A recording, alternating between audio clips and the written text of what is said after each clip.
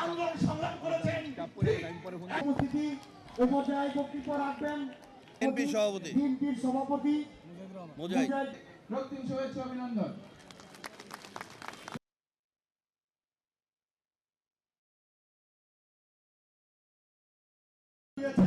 আমরা প্রত্যেকেই সেই স্বপ্নকে পিছানো যাবে না।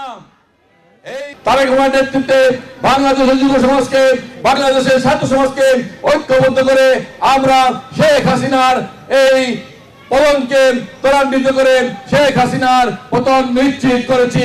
শেখ হাসিনা চোরের মতো পালিয়ে গিয়েছে।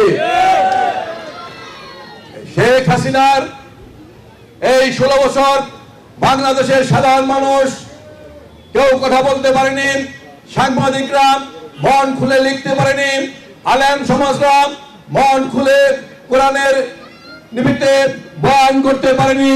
যেখানে আওয়ামী লীগের ইচ্ছা হয়েছে সেখানে বাধা দিয়েছে, মিথ্যা মামলা দিয়ে গ্রেফতার করেছে। এই গ্রেফতার থেকে বাংলাদেশের 20টা আলেম সমাজও রেহাই পায়নি। আমরা প্রত্যেকেই সেই স্বপ্ন নির্বাচনকে পিছানো যাবে না।